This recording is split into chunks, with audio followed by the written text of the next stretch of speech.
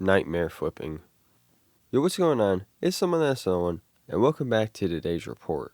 Today's report is coming from DPH entity off ETHEREUM, our Psychonaut wiki. When this happened, 2017, the drugs used diphenhydramine and MDMA at a dose of 700 milligrams of DPH and 150 milligrams of MDMA.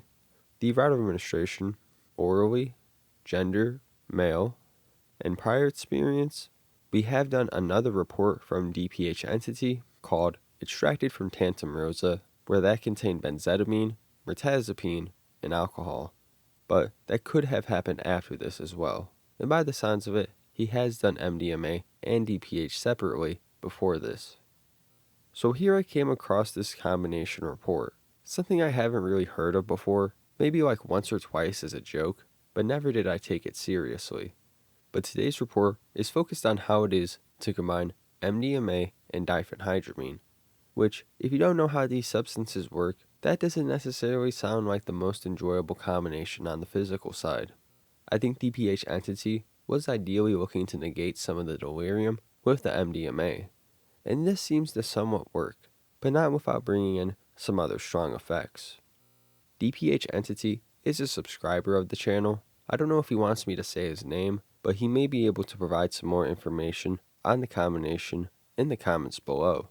But after the report, we're going to break down the two substances and explain why this combination is pretty far from being safe. I'm sure you'll enjoy today's video, so without further ado, let's dive right into this. Let me just start by saying that I love deliriants, and this is what made me try out this infamous nightmare flipping combination of MDMA and diphenhydramine. As there are pretty much no records of people combining these two, I was unsure of how much MDMA to take, so I started low with a bomb of 100 milligrams taken at the same time with 700 milligrams of DPH. About an hour in, I started feeling antisocial and the slight impending doom feeling. That meant the DPH started to kick in, but I felt no sign of MDMA. I decided to quickly make another bomb while I could. I took 50 milligrams more of MDMA with orange juice. Tends to potentiate MDMA apparently. Then hid away my stash and patiently waited. Sometime later I started hallucinating, but the DPH impending doom and anxiety has disappeared. This must be the MDMA's doing. Anyway, the rest of the trip was just me deliriously tripping balls, talking to myself, and trying to pee every 10 minutes. I don't normally hallucinate lots from 700 milligrams because of my high tolerance, but the MDMA seemed to have made the hallucinations a lot more frequent. Would recommend this to anyone that enjoys deliriant trips, and now that I know the combination didn't kill me, I can confirm it's safe. Recommended 150 milligrams of MDMA because any less tends to be overpowered by DPH.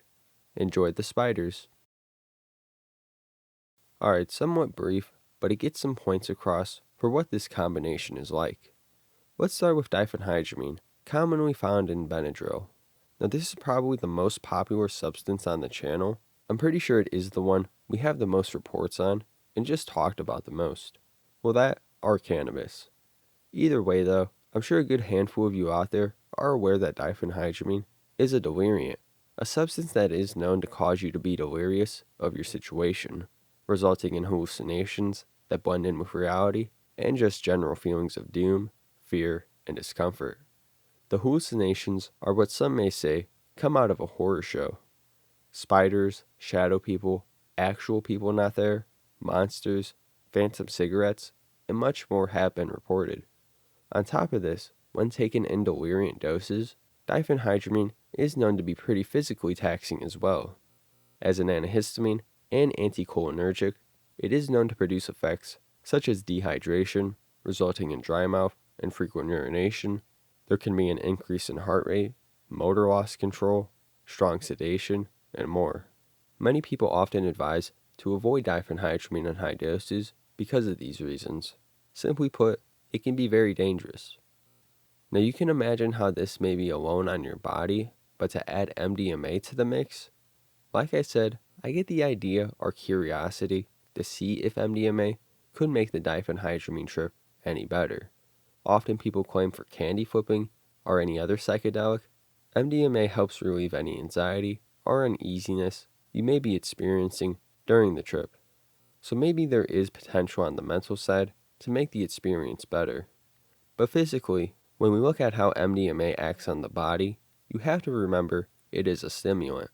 So it's also going to increase your heart rate, cause more dehydration, raise your body temperature, blood pressure. You know, the things a stimulant is typically going to do. And the mental impact from MDMA might honestly mask some of these effects, or at least the seriousness of them. There have been reports of people dying just from dehydration while on MDMA, while at a rave or something. So I think you get the picture that these two together on your body could easily just be a recipe for disaster. Or in a sense, it does seem like he went on for quite a train ride.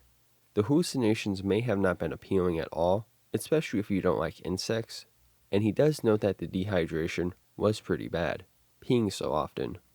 Overall, this combination is just a big risk and most likely a hazard on your body. So we're going to end it there today. If you guys did enjoy this report, you want to see more on MDMA, more on diphenhydramine, more on combinations, or anything at all, let me know in the comments below and we'll do that. If you have your own report, email me, NoOneSubmitReport@gmail.com. If you enjoyed today's video, like the video, subscribe to the channel if you haven't already, follow the socials, share the video. It's been Someone That's Someone, and I'll see you guys next time.